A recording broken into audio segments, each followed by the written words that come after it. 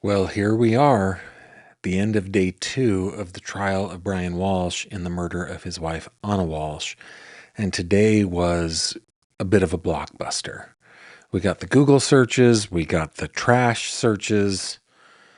I don't know how the defense is going to, with a straight face, talk to the jury about sudden unexplained death. Let's get into it.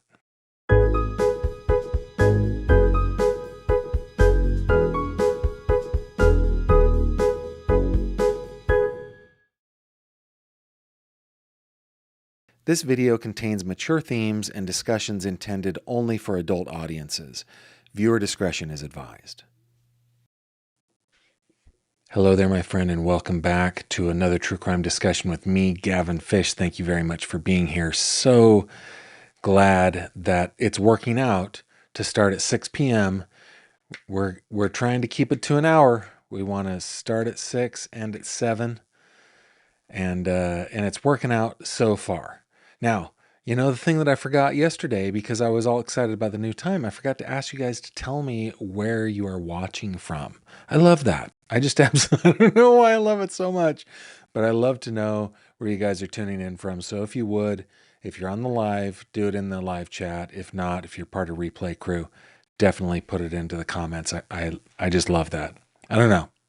I just love it. Anyway, what are we doing today? We are talking about the murder of Anna Walsh. Anna Walsh, 36-year-old mother of 3, very successful person who lived in Cohasset, Massachusetts with her husband, their 3 children. She commuted back and forth to the Washington, D.C. area where she worked as an executive. And she stopped showing up for work after New Year's. And her husband, Brian Walsh, here's the happy couple right here, is like, yeah, she left early. I don't know what happened. It's crazy. And the more police looked into it, the more they suspected him of having committed the heinous crime of murdering his wife. What is this called? Matricide? Would you call that I don't know. He killed your wife. He killed his wife. I can't wait as we get into this discussion to hear your comments, to read your comments. So please, in the live chat, put GF before anything you want me to take a look at. Okay, that will help me. Basically, it highlights it on my end. What do we got here? We've got Newcastle, Australia in the house. We got Virginia. We got Waterbury, Vermont. Jacksonville, Florida. Daytona Beach. Norton, Virginia. London. Oh, not like London, Nebraska. This would be London, England, I'm guessing. Lubbock, Texas. Monrovia, California. Montgomery, Texas. Arroyo Grande, California. Erie, PA. Western PA in the house. Boise, New Jersey. I love it. Love it. Vincennes, Indiana. I'm not sure. Another from Indiana. Got North Carolina. The Salt Lake Valley. Nice. Watching from Fredonia, PA. Fredonia, not very far from me. Mercer County. That's a neighboring county. The foothills of western North Carolina, pretty awesome. Utah here too, North Carolina, Long Island, southern Michigan. Thank you all for being here. Pretty awesome. Pretty awesome indeed. All right, before we get into the case at hand, we gotta hop into some headlines. Here we go.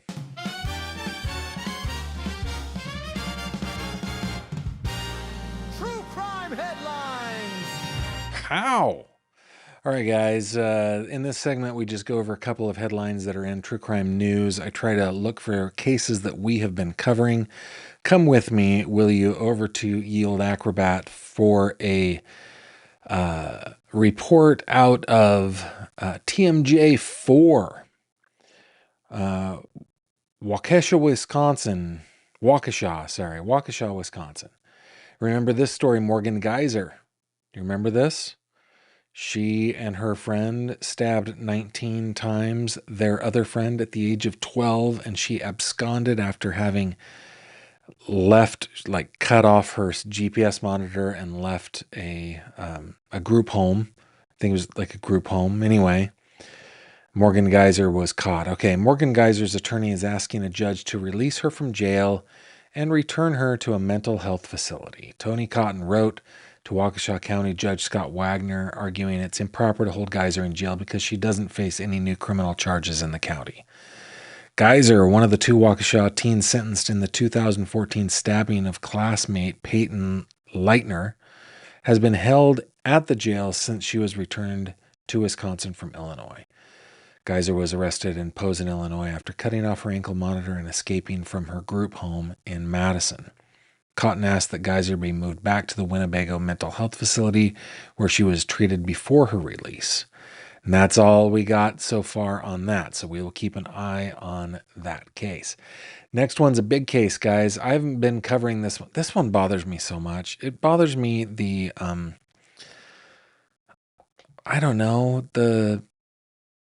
heroization. Is that even a word? The lionization of this man who is accused of killing a healthcare CEO in New York City. This comes to us from the AP, published on CourtTV.com. Officer recalls confronting Luigi Mangione during manhunt after CEO shooting. Dateline, New York. A Pennsylvania police officer testified Tuesday about confronting Luigi Mangione during an intense manhunt last year for United Healthcare CEO Brian Thompson's killer.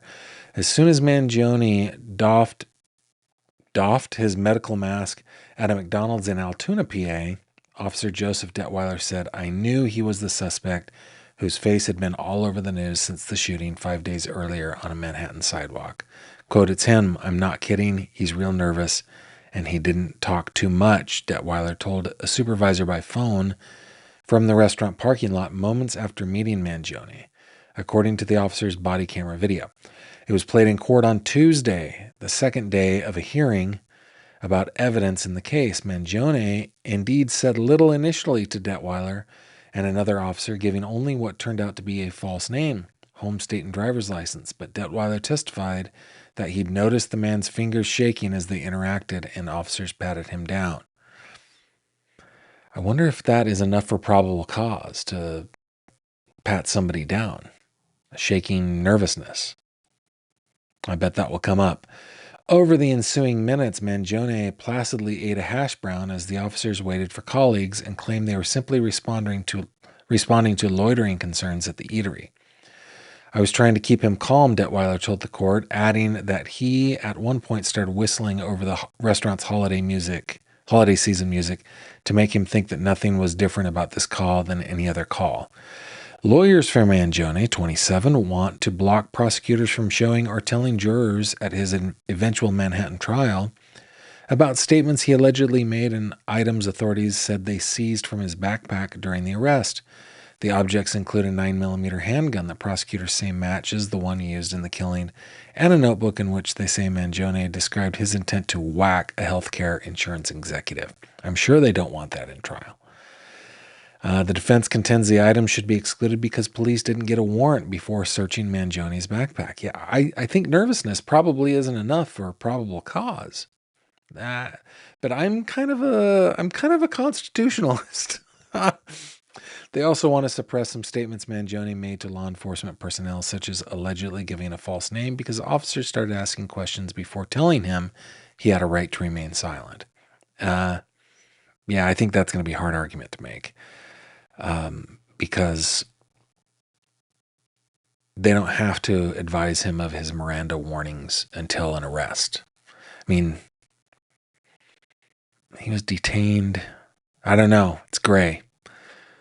The laws concerning how police interact with potential suspects before reading their rights or obtaining search warrants are complex and often disputed in criminal cases, also known as gray.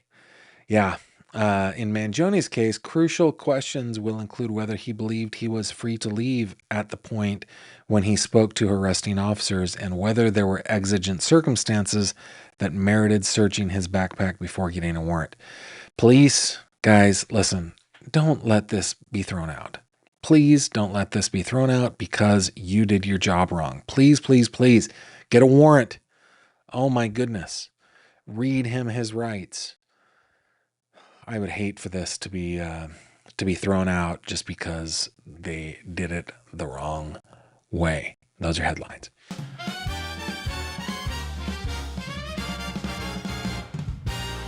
True crime headlines. How? Alrighty. Guys, today was day 2 in the trial of Brian Walsh. Brian Walsh, we've already said he is accused of murdering Anna Walsh. I love this picture of him just because it makes him look so pompous. He probably was just kind of sitting there being attentive, but it does make him look pretty bad. I don't know. That tickles me. It tickles me. Something inside me, which some emotion that I have that I shouldn't interact with all that much, is tickled by this photo. Special shout out to Court TV for giving us the daily trial updates because of my day job, I'm not able to watch the trial.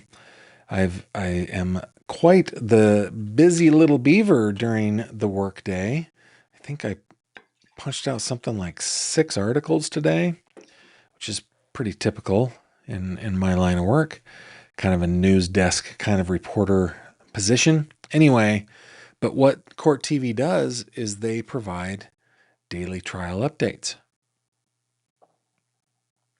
Today, the prosecution continued their presentation with testimony from Detective Harrison Schmidt. They resumed the audio recording from Brian Walsh's police interview on January 7th.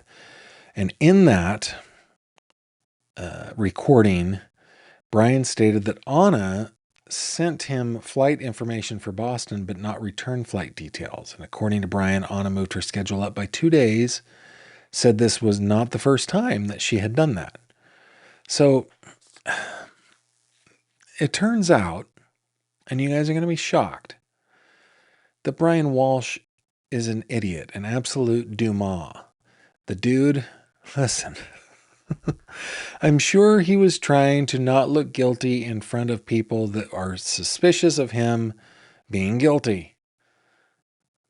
But as we've said a million times before, the police are in the suspicion business. There's nothing you can do to make them less suspicious. If you now, I should say this. I'm glad that he's a Dumas, that he is a dillhole. I'm glad that he did these things on recording with the police, giving them false information. I'm glad he did that because I think all criminals should be caught, especially the stupid ones. And I'm glad he did this. But guys, we don't talk to police. We don't do that. We lawyer up. Okay. Anywho, Brian said that Anna's former boss and friend Jim was not aware Anna was leaving on New Year's Eve. Anna was originally planning to leave on January 3rd. In the recording, it continues at 12:15 a.m. on New Year's Day. Anna went upstairs, put her phone on the bedside table, and came back downstairs without it. Brian denied having an argument. When Anna said she needed to leave early, he said he was taken by surprise. When asked how Anna could contact someone for a ride if the kids had her phone, Brian said she could use his phone or iPad. Brian said he had a good relationship with his wife. I'm sure they had a good relationship at one point. I think the point where the choppy began was probably not the point where their relationship deteriorated. It probably happened before that. And I don't want to minimize it, but it's just grotesque. Well, anyway. Brian said he had a good relationship with her, that the family doesn't work without her. Anna had a Serbian passport and was a language expert who spoke French. Brian mentioned she had a friend in France. So he's trying to maybe she didn't use her U.S. passport. Maybe she used her Serbian passport. Maybe she's in France. I don't know. I mean, dude, honestly, honestly, is so dumb. Now, it's not as dumb as, say, like planning to kill someone by dumping an anvil out of a moving truck onto their car. That's Wile E. Coyote crap, right? But this guy's is dumb. Let's see. The attorney stipulated evidence regarding Richard Walker, including emails claiming to have information about Anna. There was a guy who basically said that he knew. He knew. It didn't matter. That's kind of a sideshow. Police drained the pool at their Cohasset home, didn't find anything. During a search warrant on the 8th, Brian was at the home with the children and his mother. The jury heard audio from an interview with Brian on January 8th. Brian said he went to CVS and Whole Foods on January 1st around 7 a.m., returned home around 8 a.m. Police found dozens of searches on Walsh's oldest son's iPad on the morning of January 1, which we're going to get into in a second here. Let's bring his face down. We'll show our victim here. We'll get into that in a second. He claimed he didn't use the iPad, had no idea about the searches. We're going to get into that a little bit here in a second too. And then I want to show you, he was arrested on the 8th, 4 p.m. at his attorney's home. And I want to show you a video. This is from court today. I think it's about 5 minutes long. Let's see. It's exactly 5 minutes long to the second. This is Detective Harrison Schmidt. He is one of the detectives that worked on this case. He was one who searched the dumpsters and so forth. But anyway, when Brian was arrested, there was a cut on his hand. And as we know, anytime there's knives involved with anything in crime, the chance of the assailant cutting their hand is high. It's very high. So let's take a look at this 5-minute video and we'll talk about it in just a second. That interview was over, what did you do? Let me restart it here. After that interview was over, what did you do? We went back to the Cohasset Police Station. If you could keep It's the prosecution questioning him here. your voice up, sir. Sorry. We went back to the Cohasset Police Station. And did you ever have the opportunity to see Mr. Walsh again that day? Yes, About what time? about 4 p.m. And where was that? at Attorney Minor's residence in Scituate. And what did you do with him at that point in time? I placed the defendant under arrest. Now, where was the defendant taken after you placed him under arrest? The Cohasset Police Station. And did you ever have the opportunity to see his hands on January 8th and January 9th? Yes. The Commonwealth would seek to publish what's been marked as Exhibit 48, which is file number 7697. That's one of the previously admitted exhibits from yesterday morning, yes? Thank you, Your Honor. You may publish it.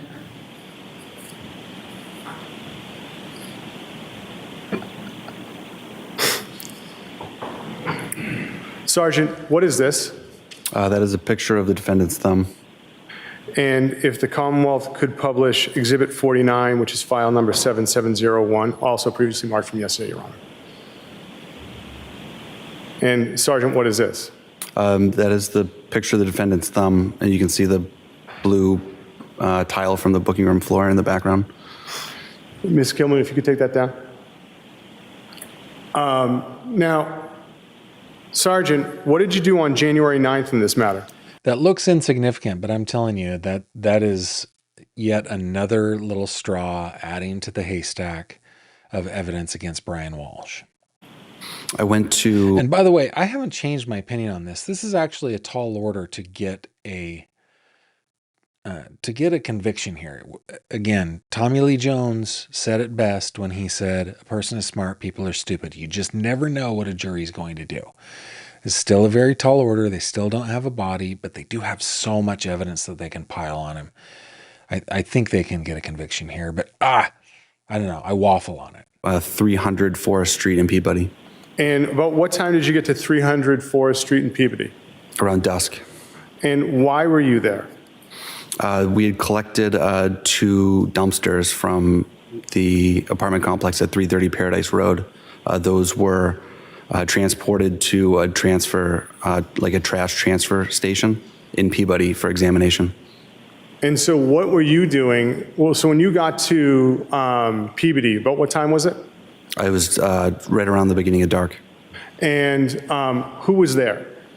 Myself, Detective Lieutenant Lopes, Lieutenant Tully, members of the CERT team, and other troopers.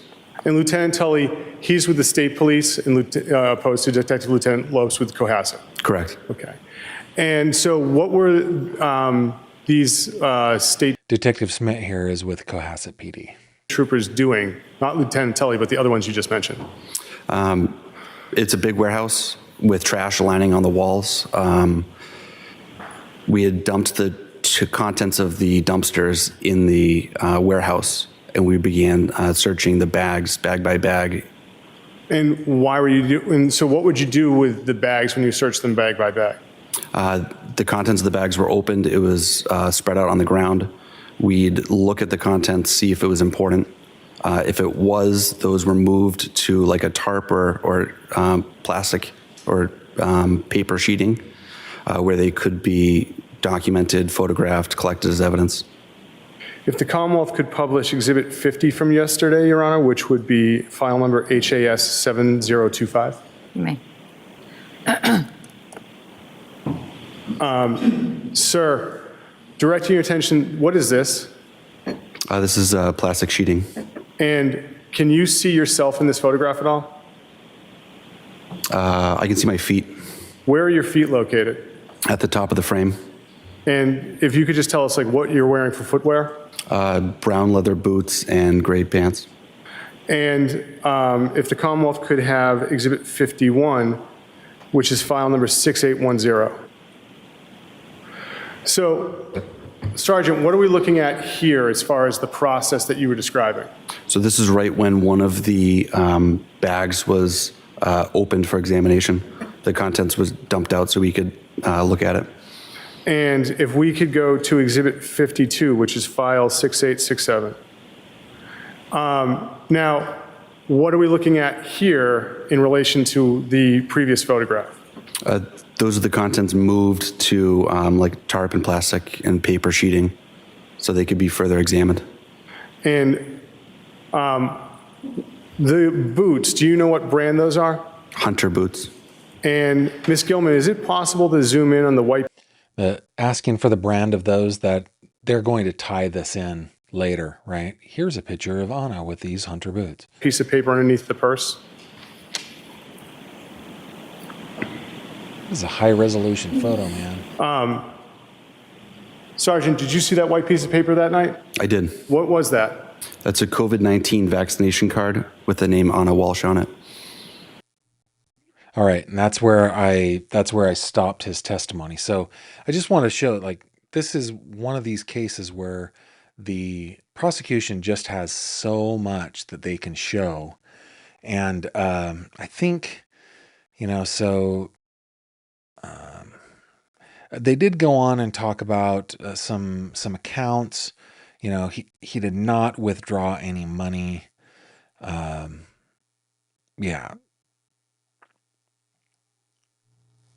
Oh, one of the things that came out was that the searches that we're going to get into here in just 1 second were synced to one of the kids' iPads, not actually done on one of the kids' iPads.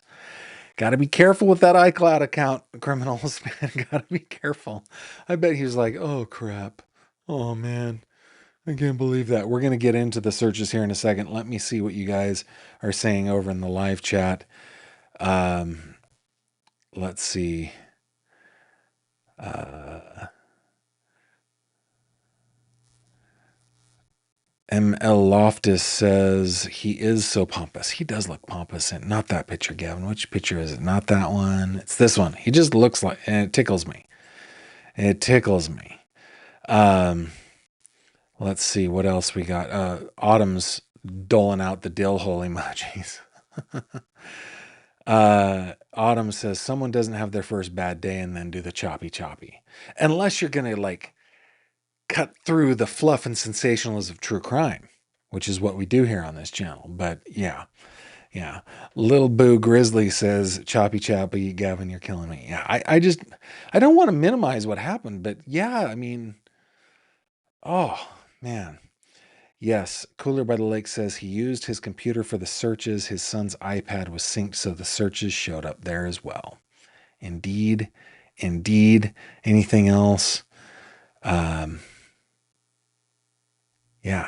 Ms. Bree, I do not know how they met. That was in something that I read, though.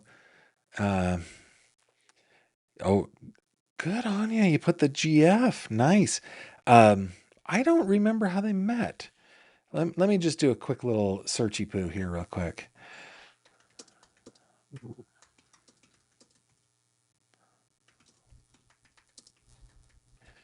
Let's see. Oh, she was working at the Wheatley Hotel in Massachusetts. He met her at the hotel in 2008. I don't know. Let's see. Did Brian Walsh... What was Brian Walsh's job? I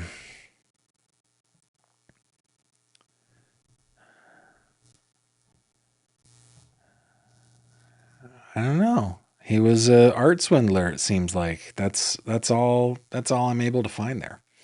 But yeah, they met at the hotel.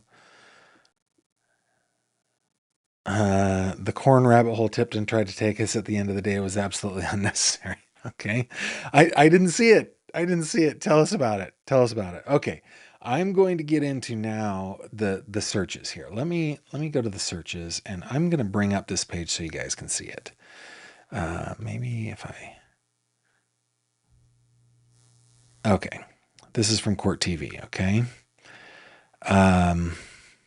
The next witness was Trooper Nicholas Guarino, a digital forensics guy with the Massachusetts State Police. He said that they seized 3 MacBooks, 2 iPhones, 3 iPads from the home. And here are the internet searches from January 1. Best ways to dispose of a body. Okay. Best way to dispose of a body. That doesn't say anything about murder. How long before a body starts to smell? I mean, I've wondered that, I guess. I've wondered that. Sure. Yeah, that seems perfectly innocent. Let's keep going. How long for someone to be missing for an inheritance? Okay, now, as the kids might say, that's a little sus. She hasn't been missing for more than like a half an hour, and he's asking about inheritance. 5:47 a.m. 10 ways to dispose of a body if you really need to. I like the qualifier there at the end. Not 10 ways to dispose of a body. 10 ways to dispose if you really need to. What a dill hole. 6:25 a.m. How long for someone to be missing to be dead? I guess legally dead. I mean, I gotta say it's greater than 4 hours, something like that. 7:38, he did a Lowe's Google search. 9:33, how long does DNA last? Well, if you followed this here channel, you would have known that already, sir. Is it possible to clean DNA off a knife? Indeed, it is. 9:39. Can identification be made on partial body parts? Okay. All right. We've turned dark here. What, did she fall off the bed into a shredder? How did that happen? How to dispose of a cell phone? How to dispose of a computer? I am a user on my wife's credit card and she is missing. Can I use it? What? What a very specific search. 10:29 a.m. My wife is missing. What should I do? You know, I just want to see what the results are on this. Let's bring up Anna here for a second. I'm going to just make that search. I'm a user on my wife's credit card and she is missing. Can I use it? AI. No, you should not use the credit card. Even if you're an authorized user, using it after your wife has gone missing could be considered credit card fraud, and she is unable to give consent. The ability to use the card requires her permission, and using it without her consent is illegal, regardless of the family relationship. That comes to us from aspencerlaw.com. Okay. I hope nothing happens to my Snuggly Bear, my one and only tonight. I've now made that search. 11:33 a.m. Best ways to dispose of body parts after a murder. Okay, that brings up the actual M word.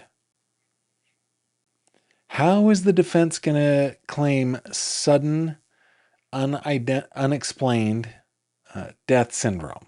How are they going to say that when he's actually searching using the word murder? 6 ways to dispose of a body. Murder, murder, murder. I wonder if murder, murder, murder is like a channel or a website or something like that. Give me a second.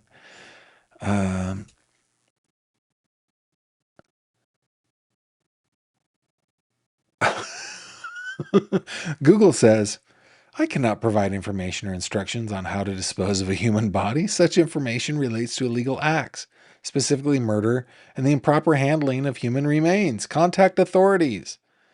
Do not disturb the scene. Use proper legal channels. That's so funny. Yeah, all right. Funny, not as in funny haha, as our friend Joe Pesci might say. 11:41 a.m. Cleaning up a dead body. A YouTube video. How to clean blood from a wood floor. Can I use bleach to clean my wood floors from blood stains? This is not good. What does bleach do to dead bodies? Oh dear. Buddy. Sudden unexplained death syndrome. Want to get away with murder? Use special detergent. How to use hydrogen peroxide on blood stains. Does the dishwasher get rid of blood stains? And then the next day he searches at 2 a.m. how to remove a SIM card from an iPhone. How to remove a hard drive. I think he's gotten some instructions. So now he's asking more specific questions. How to remove a hard drive from an Apple laptop. How long do stores keep security footage? Oh, how to saw a body. How to dismember a body. Hacksaw, best tool for dismembering a body? Sudden unexplained death syndrome. Can you be charged with murder without a body? No corpse, no problem. Can you identify a body with broken teeth? That's dark, sir. That is bad. That is, what's it called? That's Sopranos level crap right there. Disposing of a body in the trash. That might tie into the fact that many pieces of her possessions were found in the trash. What part of mass smells the best? Okay. And then on the third, cleaning up blood without leaving a trace. How long for dismembered body to decompose? Can a body decompose in a plastic bag? Can police get your search history without your computer? It turns out yes. Yes, they can. Does a cell phone track your historical data? And then no searches were found between January 4th and January 8th. Earlier searches had to do with adult websites, poker, best divorce strategies for men. Yeah, that's not an indication that there was a happy marriage there. Washington, D.C. divorce attorneys and laws. Oh yeah, Google search for Patrick Kearney and Patrick Kearney Wikipedia. Kearney was referred to as the trash bag killer. Fact. Is that the case that we watched? Is that the case that we... Hold on. Give me a second. Let's bring up on again.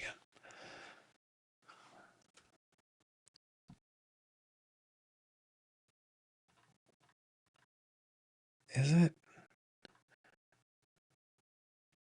No, it's a different one. Okay. Coming back over here, and then he testified that the search warrant was obtained for the iPad mini on the 9th. Device was previously examined on the 7th after it was found in the house during the search warrant execution on the 8th. Previously examined on the 7th after it was found in the house during a search warrant execution on the 8th. That timeline doesn't work for me.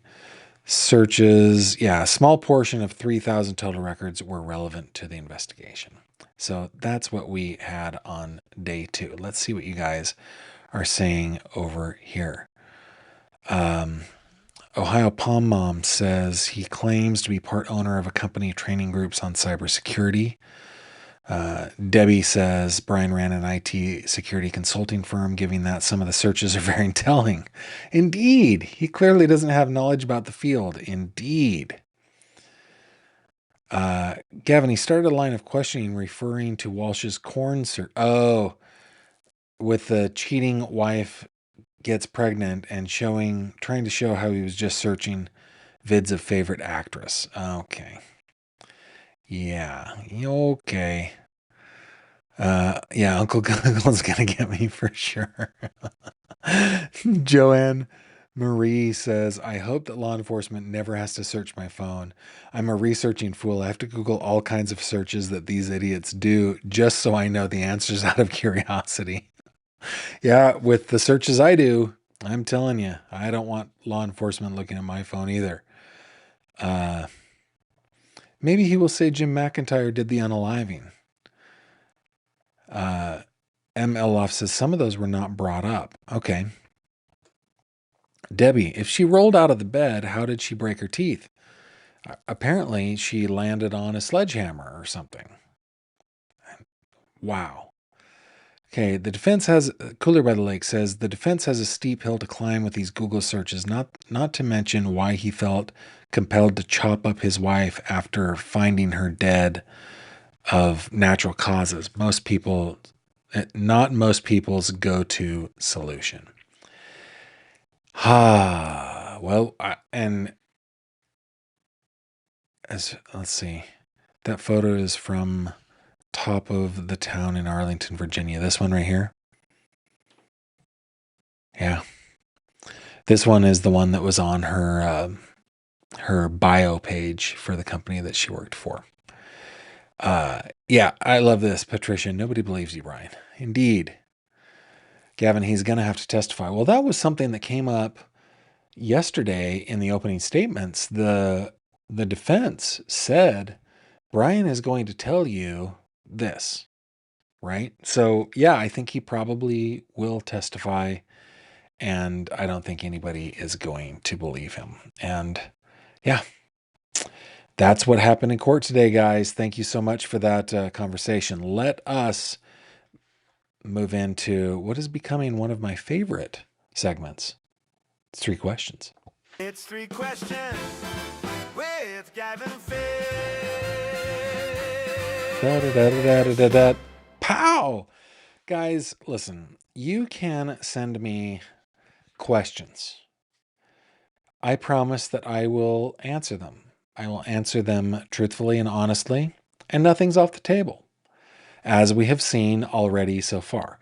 Now, I have to say, the pace at which the questions have been coming in has slowed down. It has slowed down. We've still got a few that we can do over the next couple of days. But yeah, send your emails to 3questions@gavinfish.com. 3 questions, THREE. It is spelled out. 3questions@gavinfish.com. Let's get over here, shall we? Push the right button, Gavin. Okay, question number 1. Love when you show photos of your house. If you're going to add on to it, what would you want to add? This is very simple. Okay, very easy. I would add nothing to our house.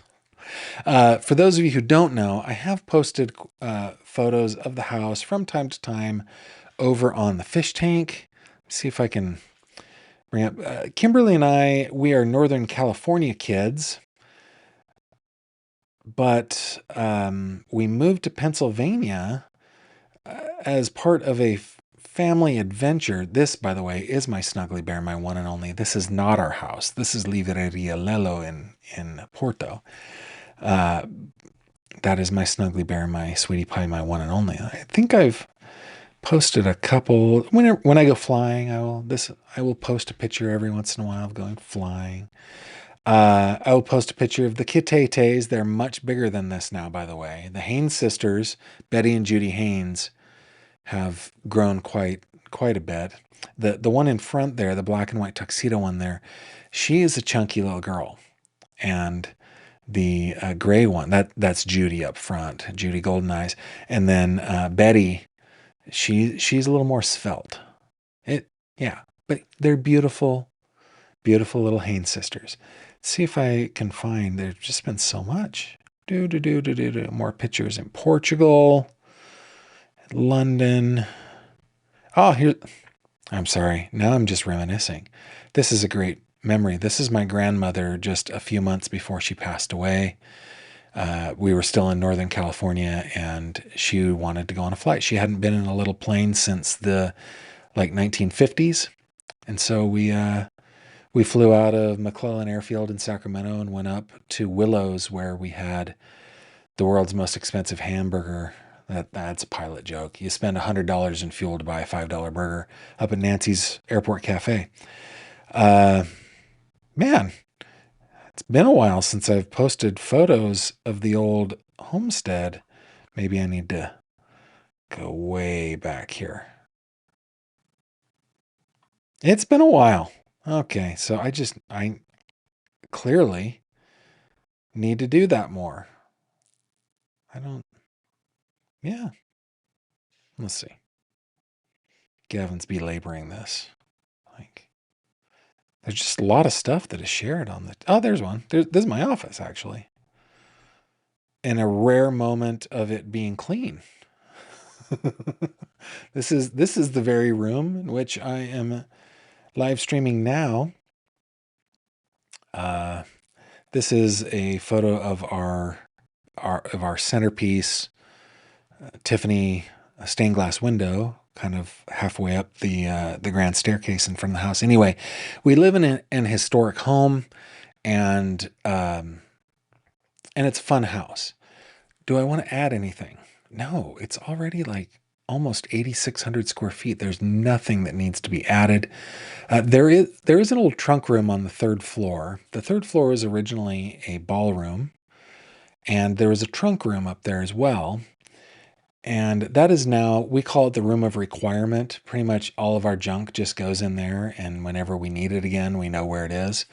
But that would be a fun little movie theater for grandkids, I guess. That might be something that we do in the future. Who knows?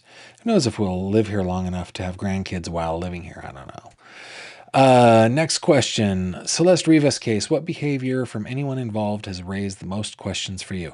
Well, the thing about the Celeste Rivas case is that we don't have tons of information about behavior from people involved in the case. However, the main thing for me is that David started transferring assets. I guess that is the most suspicious thing that has happened in the Celeste Rivas case so far. By the way, no new news on this case. I check every day for news about Celeste. No new news. But when David when he canceled his tour and started transferring assets into the name of his mom, if I remember correctly, that was very, very suspicious to me. And then on the Brian Walsh trial, what bit of testimony has been the most important so far? Yeah, I mean, we've had very little testimony. It's only day 2, but I would say, what's the most important? I haven't watched it from gavel to gavel. I've been working.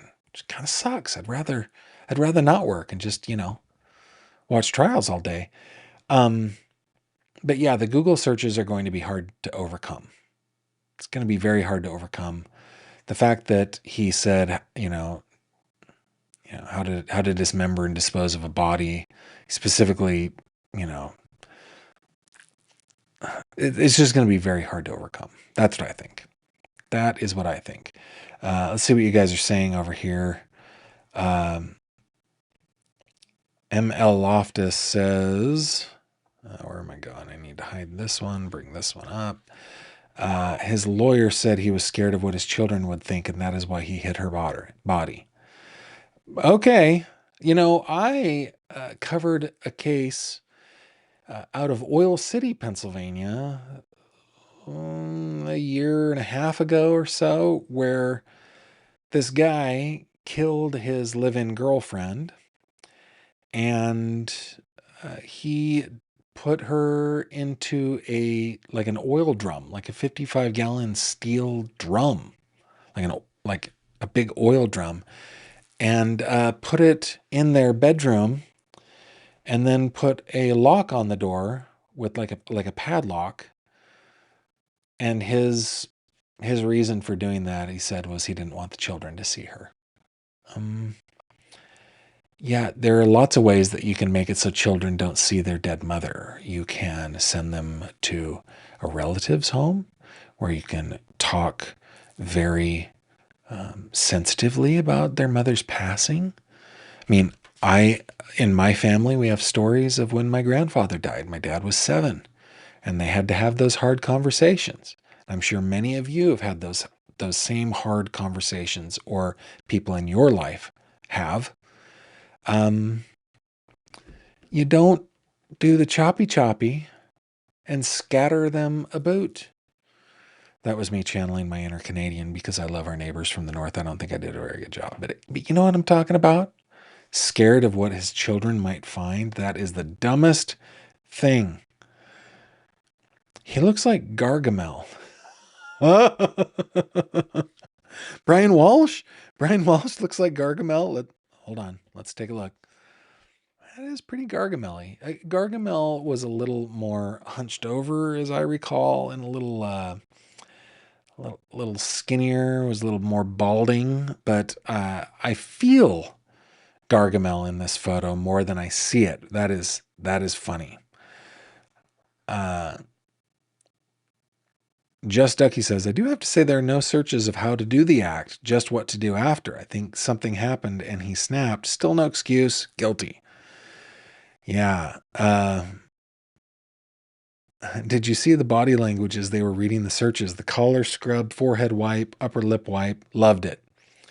I didn't watch it, but yeah, I imagine he was like, this is uncomfortable. I don't like this all that much.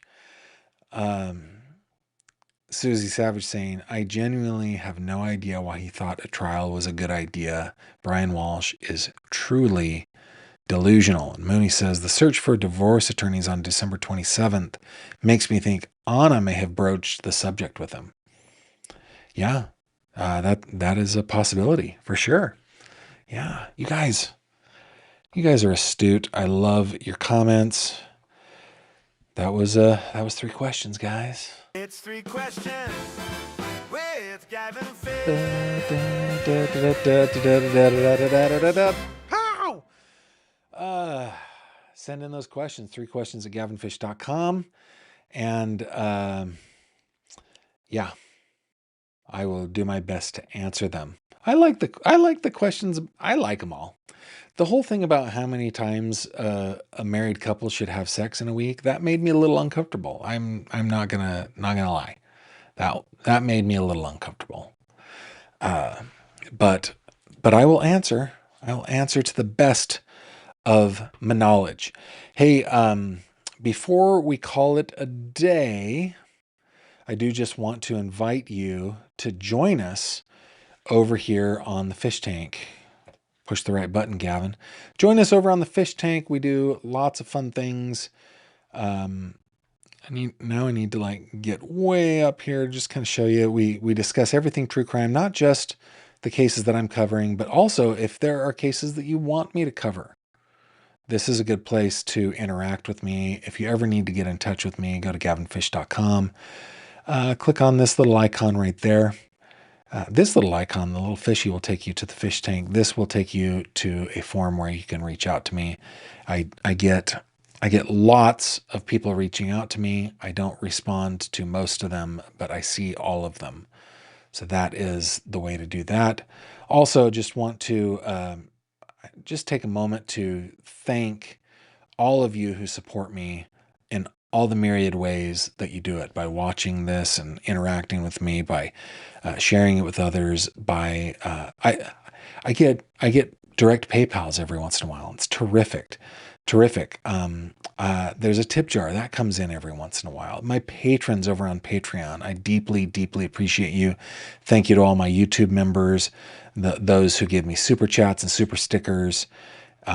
Remember, you can subscribe to my Crime Cod newsletter, and you can support my lead moderator, Autumn, by buying her a coffee. And you can just find all these different ways by clicking on the Support Me menu item. Before we call it a night, a couple more comments that were coming in. Joan Marie 9819 says that's why they're called stupid criminals. Do away with someone. Don't want kids to find out. They don't think they'll ever get caught. Yep. Jenny G 2014 was cleaning and missed the majority. You're just going to have to be part of the rewatch crew, and we love the rewatch crew. Jenny, thanks for being here. All right, guys, with that, I shall bid you adieu until tomorrow. Same bat time, same bat channel, 6 p.m. Eastern, right here on YouTube. And don't forget that you can, that this is also a podcast. I upload it right after we're done. And so it's available within about 20 minutes, half hour after our YouTube live stream is done. You can catch me on Spotify and anywhere else where you listen to podcasts. All right, with that, I already did the adieu thing. Thank you for being here. We'll catch you on the next one. Take care. Thank you very much for watching this video. If you liked what you saw, please consider subscribing. And if you have any questions or comments, please leave them below.